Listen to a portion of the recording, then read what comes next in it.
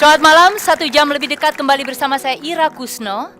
Dan kalau Anda mendengar lagu yang fenomenal, segera berikut ini Anda akan dapat tahu siapa tamu 1 jam lebih dekat untuk malam ini. Badai pasti berlalu. Kini semua bukan milikku. Musim itu telah berlalu. Matahari segera berganti. Gelisah ku menanti tetes embun pagi. Tak kuasa ku memandang datangmu matahari.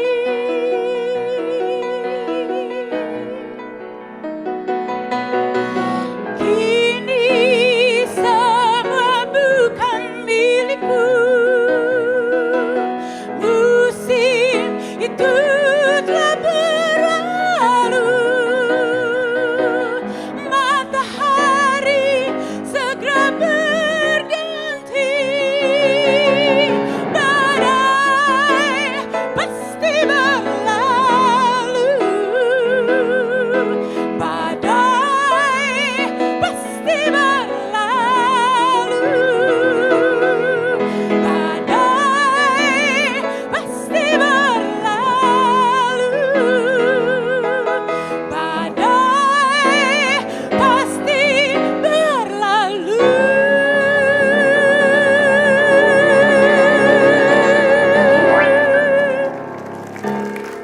Berlian Nutauruk. Tapi tamu kita malam ini bukan Mbak Berlian. Segera Mas Sugeng Waluyo Jarot alias Eros Jarot.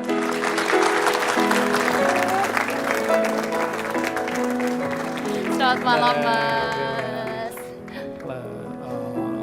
Kenapa Eros dari Sugeng Waluyo? Aduh, itu panjang ceritanya. Kalau teman-teman di Universitas Bung Karno akan tahu. Ya, Kenapa pilihannya Mbak Berlian untuk Badai Pasti Berlalu?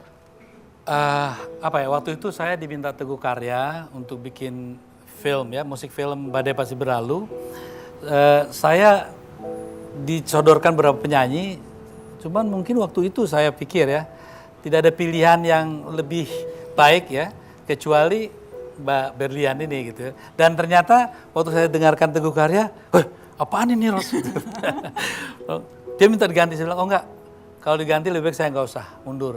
Dan akhirnya dia mengalah, dan ternyata saya tidak salah, karena Berlian telah dicintai oleh jutaan rakyat Indonesia. Gitu. Mbak Berlian, waktu itu gimana sih support Mas Eros? Oke, Mas Eros sudah cerita, Pak Teguh sempat menolak begitu ya. Tapi selain itu bagaimana support ke Mbak Berlian selama proses kreativitas lagu tersebut? Saya pikir lagi kita kerjasama, Mas Eros tuh orangnya gimana ya, berani, cuek, dan emang dia yakin karena memang lagunya mungkin yang dia pikir seperti yang saya nyanyikan itu. Dan dia sangat mendukung karena kita malam-malam ya Mas ya, kayak agak hampir-hampir udah tengah malam banget. Yan, yang tinggi banget. Nah, dia bilang, aduh Mas benar Selalu nih. mengepus sampai ke limit begitu? Iya, sampai habis-habisan. Iya. Anda yang biasa di belakang layar Mas, kemudian muncul ke publik. Apa perasaan Mas Eros? Sebetulnya memang saya selalu milih di belakang layar, karena bukan apa-apa, saya mencintai kebebasan saya. Mungkin saya juga di kaset saya kan saya tampilkan kumis aja gitu ya. Karena saya nggak enak kemana-mana, saya kan sukanya nongkrong di warung gitu ya. Kalau kelihatan terlalu tahu saya gitu jadi nggak enak. Oke, baik, kita mau bahas film sesudah ini. Mbak Berlian, terima kasih. Silakan Mbak. Oke, thank you very much. Mas Eros, kalau kemudian Mas sudah dikenal sebagai seorang penata musik yang berhasil diakui oleh publik juga, kenapa kemudian pindah domain sebagai sutradara? Apakah karena ini mengenyam pendidikan film dan punya obsesi untuk buat film sendiri begitu? Oh ya, dulu saya ini karena apa ya, waktu saya dapat beasiswa tuh aneh gitu loh ya. Saya tanya waktu itu di Ketua British Council ya, yang ada di Jakarta. Dan saya waktu itu ngundang Ravi Shankar ya, Ravi Shankar itu yang main sama Beatles untuk makan malam bersama. Lalu saya bilang sama dia, sama ketua British Council-nya, Anda pernah lihat film Indonesia yang bagus gak, yang hebat? Oh belum, mau. Ya sekolahin saya dulu, gitu. Jadi saya disekolahkan sama dia, dan saya waktu mau diuji juga ya, dites dulu, saya bilang saya nggak mau dites. Anda percaya saya apa nggak percaya sama saya kirim aja ke Inggris, dan saya akan buktikan bahwa akan membuat film yang baik. Jadi atas utang saya. Jadi memang ini tantangan, karena juga film saya pertama, saya waktu itu ngeliat ibu-ibu itu ya, ngeliat ibu-ibu itu sering arisan, dandannya nggak karuan itu ya. Ibu-ibu pejabat waktu itu kan rada aneh-aneh gitu kan. Saya merindukan sosok seorang perempuan gitu ya, yang seperti ibu saya gitu. Saya selalu berpikiran bahwa kalau perempuan Indonesia itu maju, maka luar biasa ya negeri ini, karena mayoritas kan perempuan. Mas Eros, sebenarnya apa sih kriteria film bagus menurut kacamata Mas? Karena sebelumnya kan tentu sudah banyak film yang dibuat juga dan oleh sinias handal gitu. Tapi kenapa kriteria film bagus itu dimunculkan kemudian? Itu hanya sebutan aja. Sebetulnya kan semua film menyimpan kebagusannya sendiri gitu ya. Jadi tidak ada yang mutlak bagus gitu. Kalau menurut saya film si A tentu lebih bagus dari yang lain, itu juga hanya masalah subjektivitas saja. Kalau menurut saya yang paling penting kejujuran aja. Saya mencoba waktu itu memotret suasana Indonesia itu lewat film Cut Nyak Dien ya. Mas Eros, kita simak dulu film Cut Nyak Dien berikut ini. Oke. Mudah-mudahan nyo kamu Sahid awanyan bangkit disambung perjuangannya di jalan Allah. Yang bernena ingat urip sare mati Sahid. Kalau aku mau membunuhmu, itu sangat mudah kami lakukan. Tapi bukan itu tujuan kami. Apa yang kalian inginkan dari diriku? Seharusnya kalian malu mengotori negeri ini. Katakan itu pada pemimpin kalian. Sekarang kau boleh pergi, anak muda. Cut Nyak Dien, itukah gambaran perempuan Indonesia yang ideal di mata Mas Eros? Oh ya, saya kebetulan bukan anak orang kaya. Jadi saya bersyukur. Andai kata saya lahir dari keluarga kaya, mungkin saya nggak mungkin mempunyai pemikiran seperti itu. Saya melihat perjuangan ibu saya dan bagaimana seorang ibu itu sebagai tonggak dari keluarga ya. Artinya pada saat ibu ini mewarnai kehidupan keluarga, maka terbentuklah masyarakat juga yang hebat. Nah, Cut Nyak Dien menurut saya itu sebuah figur atau seorang figur yang bisa sebetulnya mewarnai apa yang saya selalu idamkan sebagai wanita ideal. Mas Eros, kenapa sih film ini kemudian menjadi sangat mahal? Sebetulnya cuma berapa, nggak sampai 1 miliar. Cuman kan karena promosi teman-teman bilang harus dimahalin biar kelihatan serem gitu ya. Padahal jadi itu taktik dagang sebenarnya? Ya, saya jual beberapa ide dan termasuk villa saya juga bablas gitu ya. But I do it because I love it gitu kan.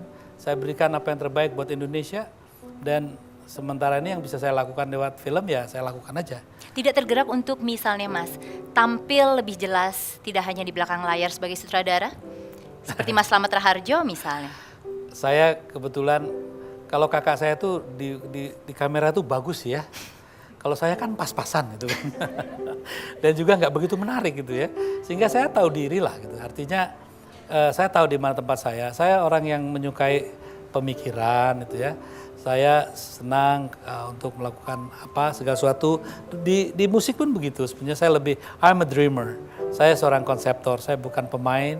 Saya enggak ngerti gitu main yang sebenarnya seperti apa. Tapi banyak orang mengatakan bahwa dia musik director. No, itu enggak benar. Pemirsa, tetaplah bersama 1 jam lebih dekat. Kami akan kembali dengan Eros Djarot dan juga kecintaannya terhadap Bung Karno.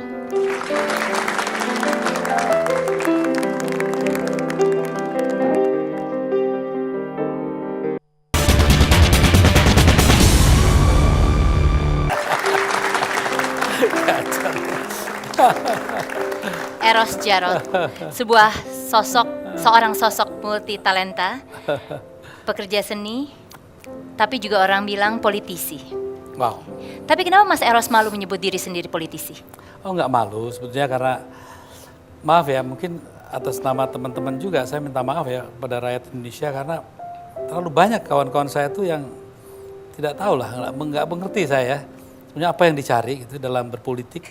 Karena saya tugas untuk mensejahterakan rakyat tuh kayak nggak percaya lagi gitu ya bahwa mereka emban sesungguhnya dan pergulutan mereka itu hanya ngurusin partai politiknya masing-masing aja. Tapi artinya nggak kapok untuk terjun ke kancah politik?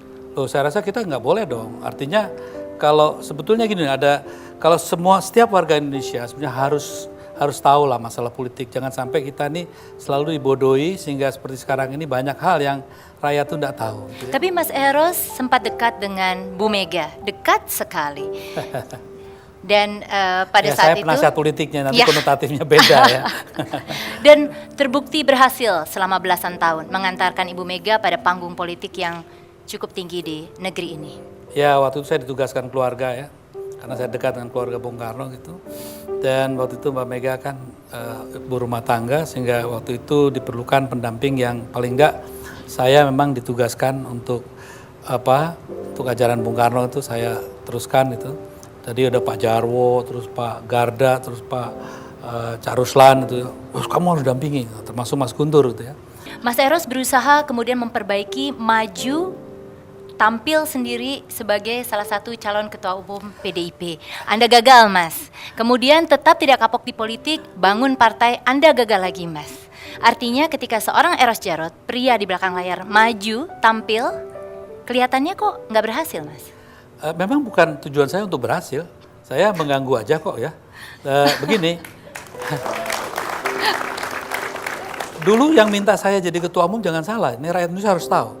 Mbak Mega yang datang ke saya, 3 kali saya diminta loh, dan saya tolak terus. Yang keempat masa saya tolak, itu Kwi Kian Gi datang, Laksamana datang, ada Haryanto Taslam.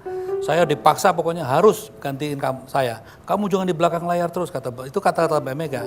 Setengah saya di Jawa Tengah itu sosialisasi, saya lagi pidato tentang bagaimana apa PDIP ke depan seperti apa.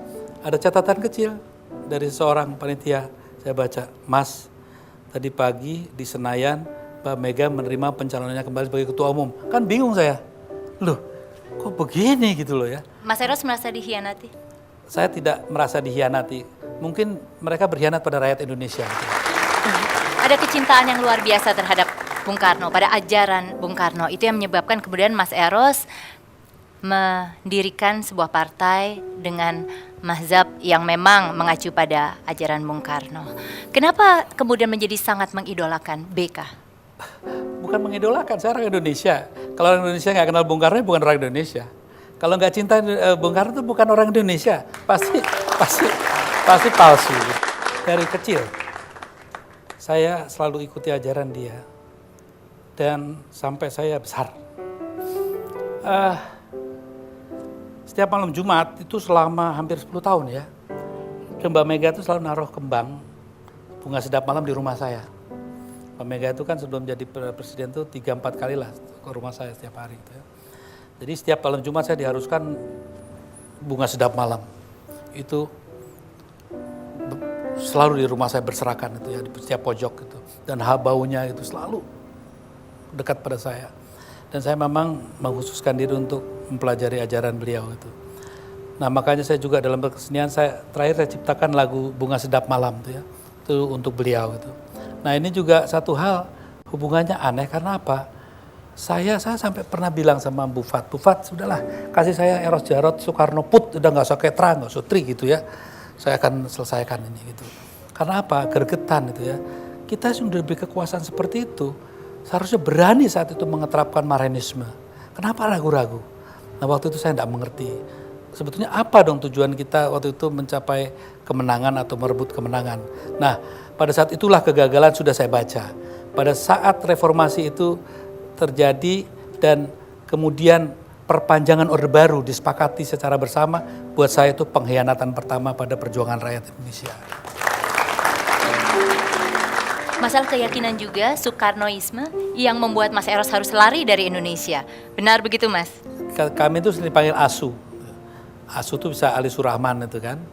Jadi saya bilang sama mereka waktu saya disuruh masuk KAPI apa kami itu KPPI sama KAPI gitu kan, saya dijudukin Mas, no, saya bilang tetap bongkar no.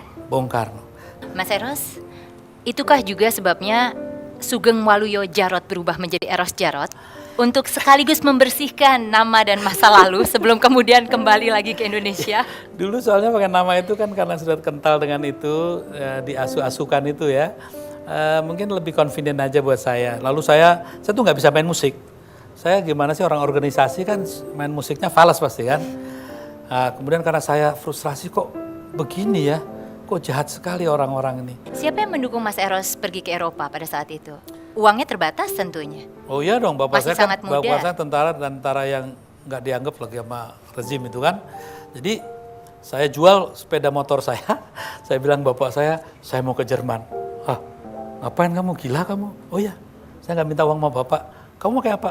Mobilnya, motor sudah saya jual gitu. Jadi saya one way ticket. Dan makanya saya berpesan pada teman-teman banyak itu Indonesia, nggak usah khawatir lah. Saya juga dari tidak ada kok. Saya di sana begitu seminggu pertama aja saya sudah kerja dan mulai umur 18 tahun ya saya di sana. Saya nggak pernah minta uang. Apakah Mas Slamet mendukung kepergian Mas Eros? Mas Slamet tuh kawan saya, orang tua saya, he's my everything. Jadi hubungan kita tuh sangat dekat ya. Kita anak perceraian. Anak perceraian itu sebenarnya sensitif ya. Dan hubungan kami itu sangat dekat. Jadi kalau saya sakit pasti Mas Slamet nungguin. Mas Slamet tuh it's okay. Mas Slamet?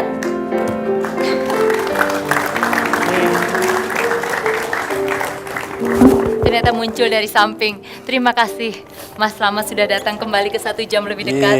Jadi tadi kita cerita di Jerman, Mas.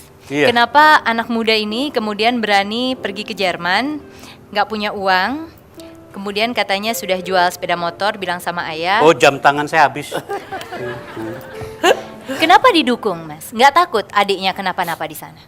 Saya suka anak muda yang berani mengambil risiko. Dan adik itu kebetulan adik saya. Ya kenapa enggak? Jam tangan harganya berapa sih? Kasih aja semua.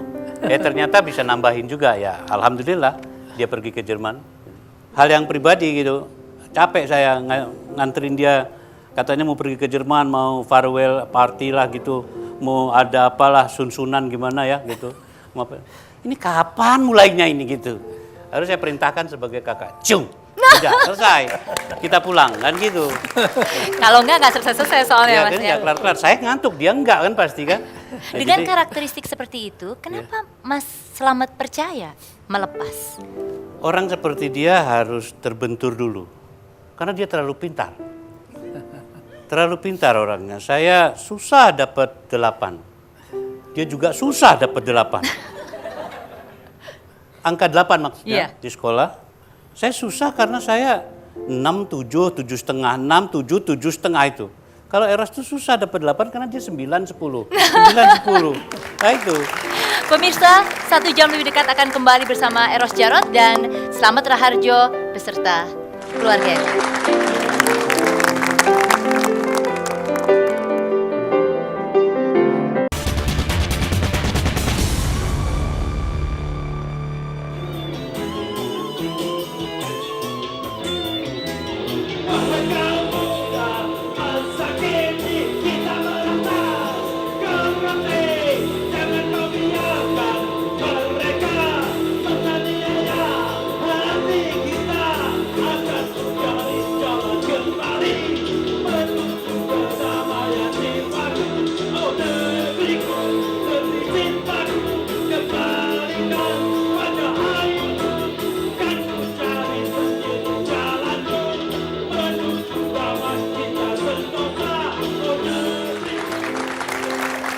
Dari konser 35 tahun berkarya Mas Eros, kenapa malu ngelihat diri sendiri menyanyi? Merasa lebih baik memang jadi orang di belakang layar begitu? Enggak, saya cuma ngasih tahu anak saya aja, kelakuan bapaknya dulu gitu aja. Jadi kalau tadi udah nyanyi, kita pengen denger dong Mas Eros nyanyi. Main gitar ya Mas ya, nggak boleh menolak. Ayo silakan Dino. Enggak, tapi ini saya sebetulnya nggak bisa main gitar, saya nggak bisa nyanyi. Tapi karena untuk Ira nggak apa-apa lah gitu ya. Jadi sebetulnya kalau ya saya lagu ini aja ya, lagu-lagu yang saya tahu. Jadi waktu satu hari ini hujan, mendung semua. Seminggu itu hujan terus. Itu sejak kepergian istri saya. Saya ke Paris itu untuk ambil S3 ya. Saya sendirian, lalu tercipta lagu ini. Gitu. Dan lagu satunya lagi nanti juga mengenai, pokoknya semua tentang cinta lah. Buat saya cinta itu luar biasa. Cinta itu suatu kekuatan yang nggak ada tandingnya menurut saya. Itu sebabnya dipilih nama Eros, Mas. Silakan, Mas. Thank you. Resah rintik hujan tak henti menemani sunyinya malam ini, jejak dirimu jauh dari pelita. Selamat jalan kekasih, kejarlah cita-cita. Walau kini kita berpisah, suatu hari nanti kita akan bertemu lagi, berjumpa lagi. Bagaikan langit berpelangi, terlukis wajah dalam mimpi, tertegunku dibuat dalam kenangan dan senyuman yang takkan ku lupakan. Mungkinkah tercipta kembali malam yang penuh keindahan? Bilang percaya, oh hangat. Dan kemudian liriknya tidak hafal. Mas, sebentar, lagu yang pertama tadi jadi buat Mbak Dewi. Iya, buat Mbak Dewi. Dewi buat saya itu perempuan yang luar biasa. Dia istri saya yang menurut saya, kalau toh ada salah satu warga Indonesia yang naik ke surga, saya rasa dia lah yang layak gitu. Kita panggil Mbak Dewi ya. Mbak Dewi, di manakah Mbak Dewi berada? Oh, dia datang juga lagi. Sama Mas Banyu. Silakan. Oh my God. Kelihatannya harus tambah kursi nih, kurang. Tidak apa-apa, cukup. Terima kasih Mas, Mbak Dewi. Mungkin agak merapat aja. Iya bisa kok. Wah, nggak ngerti saya. Jadi Mbak Dewi tahu lagu itu khusus dibuat untuk Tahu. Mbak Dewi. Tahu. Banyakkah lagu yang dibuat oleh Mas Eros untuk Mbak Dewi? Sepertinya semuanya maunya. Banyak juga ya. Tapi kabarnya waktu menikah dulu ceritanya panjang nih. Mas Slamet termasuk orang yang kemudian bantu cari souvenir dan sebagainya. Zaman susah begitu. Coba Mas Eros cerita dulu sedikit. Oh ya, waktu itu waktu dia S2 dia bilang kita janji kalau S2 kita kawin gitu ya. Tiba-tiba dia lulus S2 cum laude itu, telepon saya.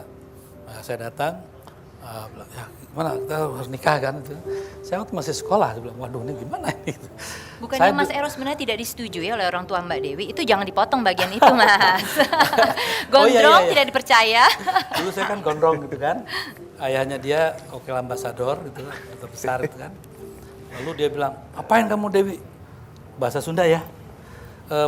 Maneh teh babogohan nutunya kolah gitu. Artinya apa itu Mbak Dewi? Ngapain katanya? Ngapain Pacaran kamu sama orang yang nggak sama sekolah. orang nggak sekolah? Lalu saya datengin ke kantornya gitu kan. Saya kantor, saya ketok, tok. Ya masuk. Bilang, Om bilang saya nggak sekolah gitu ya. Bilang saya juga crossboy gitu. Ini Om, saya bawain kartu makan tuh ya.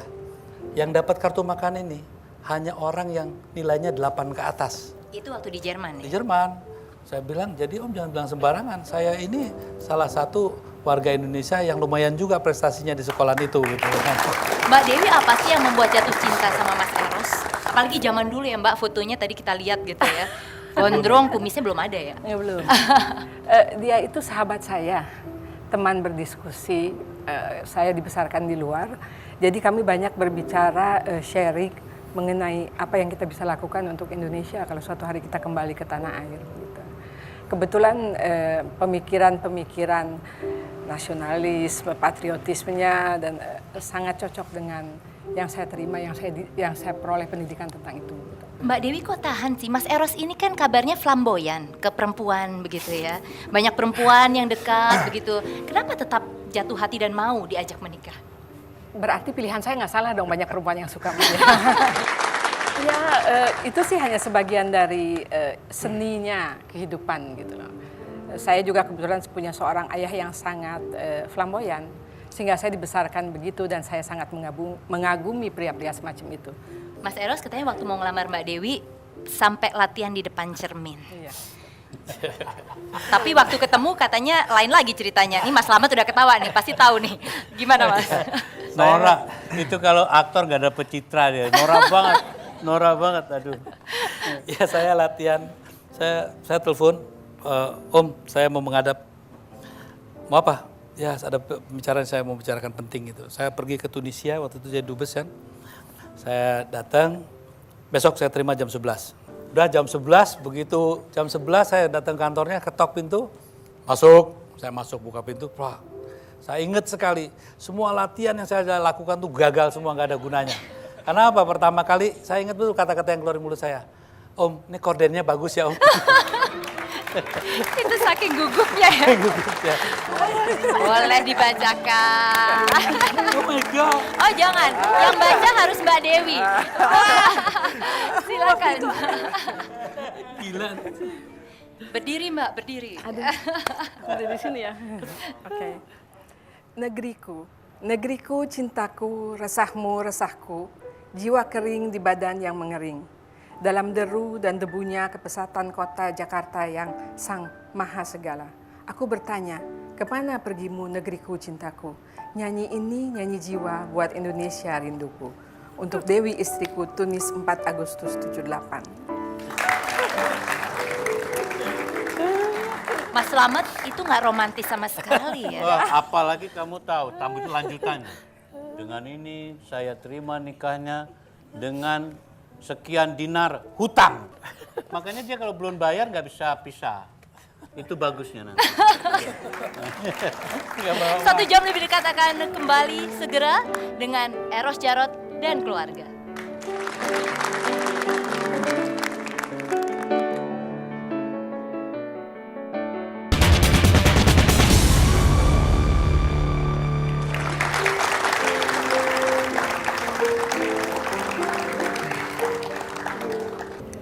Mbak Dewi kalau balik lagi sebenarnya melihat sosok Mas Eros sebagai kepala keluarga tuh seperti apa sih? Banyak riak-riak, banyak isu-isu. Tapi gimana Mbak Dewi menghadapinya? Saya rasa itu wajar ya. Dan mungkin karena kita sudah banyak membahas dan membicarakan segala sesuatu dan setiap dia baik itu berkarya ataupun membuat tabloid, detik ataupun berpolitik itu selalu kita bahas dulu sebelumnya sehingga kami sudah siap. Tanda kutip, sehingga cara itu kalaupun itu terjadi kami bahas bagaimana sebaiknya, bagaimana sikapnya. Jadi segala sesuatu kalau bisa dibicarakan saya rasa Saya itu udah ada kontraknya. Jadi waktu saya nikah, saya bilang sama dia, Dew, ini ada kontraknya. Saya akan nikah, kita akan nikah cuma satu. Begitu kamu utak-utik saya, jalan saya memperjuangkan ajaran Bung Karno, saat itu juga kita bercerai. Dia bilang gitu. Jadi kayak itu udah, jadi dia udah kontrak seperti itu sehingga apa yang saya lakukan pada saat itu menerjemahkan apa yang saya yakini ya dia biasa-biasa saja. Kalau Dan soal kontraknya tadi nggak boleh putus karena masih hutang begitu ya. Banyu sendiri tahu nggak sih cerita perkawinan ini? Cerita di balik perkawinan ini? Secara langsung nggak langsung banyak dengar. Jadi ya kayak ini kayak sinetron gitu loh. Tapi sinetron bagus ya. Jadi berseri berjilid. Dan nggak stripping begitu? Nggak stripping. Jadi kadang-kadang tahu hal yang baru. Kayak tadi tuh saya baru tahu tuh bahwa surat puisi yang Bapak buat itu ternyata masih ada sampai sekarang. Saya juga nggak tahu suratnya belinya ngutang atau enggak, ya nggak tahu juga gitu kan. Bagaimana sih cara pengajaran kepada anak-anak terbuka? Karena Mas Eros kan Jawa tapi juga sangat Eropa, Mbak Dewi juga kelihatannya seperti itu. Ya saya memberi kebebasan, sama Banyu itu dari mulai umur 3 tahun dia berdiskusi sama saya. Saya ingat sekali 4 tahun ya. Dia ya waktu masih bahasa sono ya. Dad, what is God? Nah, saya harus jelaskan. Dan saya biasakan nggak pernah saya perlakukan kayak anak kecil.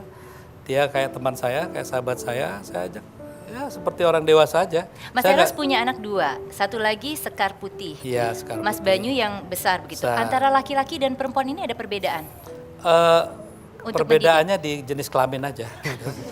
Tapi kalau masalah lain-lainnya, kehangatan dan semuanya, saya sangat beruntung. Saya seorang bapak yang sangat beruntung, seorang suami yang sangat beruntung ya. Saya mempunyai 2 anak yang luar biasa yang saya banggakan dan mereka juga hangat dengan saya. Dia waktu kecil itu saya taruh di sini nih, telanjang gitu ya. Gitu kan. Sekarang udah enggak. Udah nggak bisa mah. Dan ini penting menurut saya karena menurut saya itu transferring ya. Kita punya di sini aura kita ya, kita tempelkan ke dia gitu. Dan sentuhan ini kan sangat penting, sentuhan jiwa itu sangat penting sehingga saya kalau amanah saya terutama yang perempuan, kalau Banyu sudah banyak kumisnya jadi susah ya. Kalau yang perempuan itu seling, kalau datang selalu saya cium, saya peluk. Istri saya pun kalau tidur ya, kalau nggak salah saya selalu pegang ini gitu ya. Kalau nggak salah ya Mbak Dewi. Kalau nggak salah. Salah apa benar ya Mbak? Jadi Nah, saya kalau rasa- buat Banyu sendiri apa sih yang paling berkesan dengan Papa manggilnya? Bapak, Bapak. terlalu banyak sih kalau mau dibilang terkesannya apa gitu. Kayak tadi di ruang tunggu saya ngobrol sama ibu nih. Bu, waktu ibu milih bapak jadi suami gitu, ngomong sama Aki apa? Kan bapak nggak jelas gitu kan, dulu. Kalau sekarang kan bapak sangat jelas gitu kan. Enggak, ibu jawabnya nggak apa-apa, seru. Maksudnya seru apaan? Ya seru dalam berbagai dimensi dan dari seluruh sisi gitu. Jadi Mbak Dewi ini avanturir juga begitu ya? Oh Saya enggak, suka avanturir challenge. yang absolut dong. Karena cinta bapak sama ibu kan absolut. Oke. Jadi avanturir yang dilandasi oleh absolutisme cinta. Ada nggak sih ajaran-ajaran Bung Karno, Marhainisme, yang kemudian memang dijadikan salah satu ideologi ketika mengajarkan sesuatu kepada anak-anaknya? Oh bapak itu kan, bapak nggak kalau saya akuin deh, bapak tuh dibelah merah putih lah.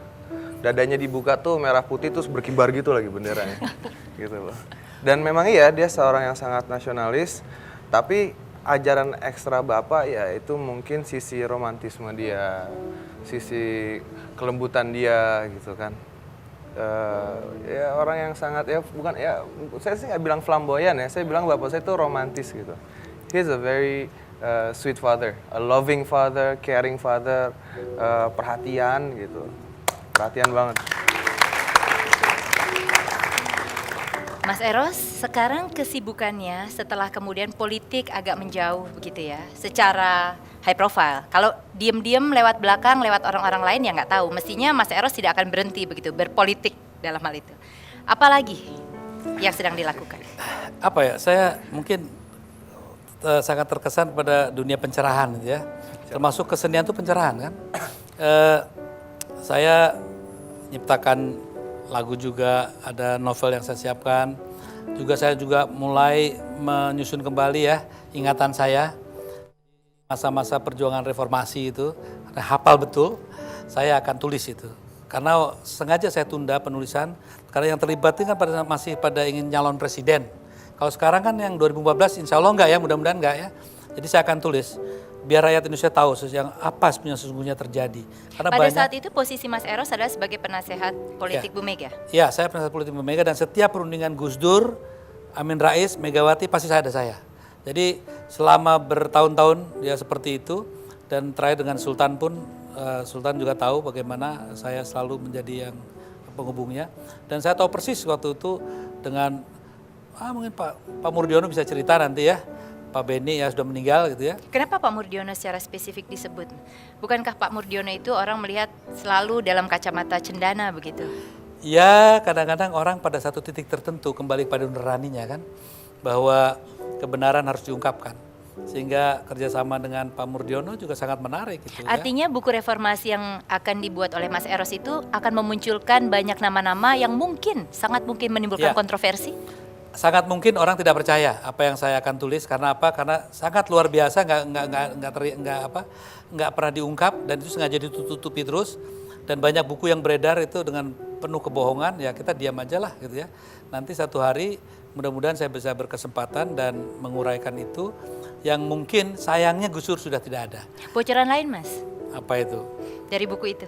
Ya, buku itu mungkin satu hal yang akan menarik itu seperti peristiwa-peristiwa Ciganjur, 27 Juli, di balik itu semua ya, yang masih sebetulnya penuh misteri. Dan kemudian berarti kalau mau dibuat lagi, ada versi yang sudah beredar selama ini, ternyata menurut Mas Eros belum betul. Tidak saya katakan salah, tapi ada hal-hal yang masih banyak perlu diungkapkan. Contohnya bagaimana Mas Hendro Priyono dan Mas Yos gimana sebetulnya, apa sih sebenarnya yang terjadi pada saat itu, dan bagaimana tiba-tiba hanya karena sebuah rebutan kekuasaan semua yang cita-cita kita yang kita perjuangkan tuh hancur berantakan di tengah jalan. Dan itu yang saya sedih. Untungnya saya punya latar belakang bekerja di wilayah kebudayaan dan kesenian, sehingga saya melihat itu semua hanya dengan bisa tersenyum saja. Dan saya bilang, ya banyak orang ingin jadi presiden, ingin jadi menteri. Lihat aja presiden, kan sebetulnya itu di penjara emas. Mau buang air kecil aja dikawal, gitu. Mau makan dikorek-korek makanannya. Tapi Mas Eros pernah mencalonkan diri sebagai wakil presiden. Oh enggak, itu saya bilang tugasnya mengganggu aja. Saya nggak pernah serius kok untuk mengatakan itu. Karena apa? Buat saya penting untuk mengingatkan bahwa jabatan itu bukan segalanya, gitu kan. Artinya yang saya ingin tagih pada teman-teman saya, komitmen kepada rakyat pada saat kalian dulu berpidato, kalian dulu belum berkuasa.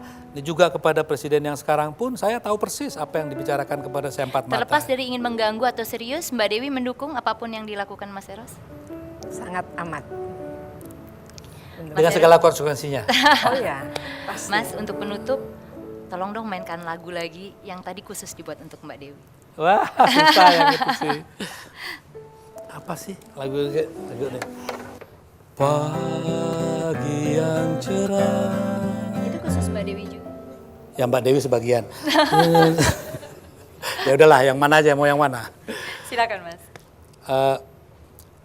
Buat kamu aja ya. Resah rintik hujan yang tak henti menemani sunyinya malam ini, hingga dirimu jauh dari pelukan. Selamat jalan kekasih, telah cita-cita. Walau kini kita berpisah, suatu hari nanti kita akan berjumpa lagi,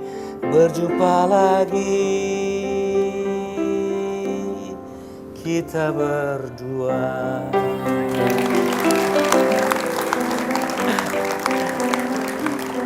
Saya rasa udah cukup lah. Dan saya harus mengakui bahwa saya bukan pemain. Tapi terima kasih buat teman-teman, adik-adik kita dari UBK. Teruskan semangat perjuangan kalian. Jangan pernah putus. Ya. Pokoknya kita semua. Terima kasih. Terima kasih. Thank you.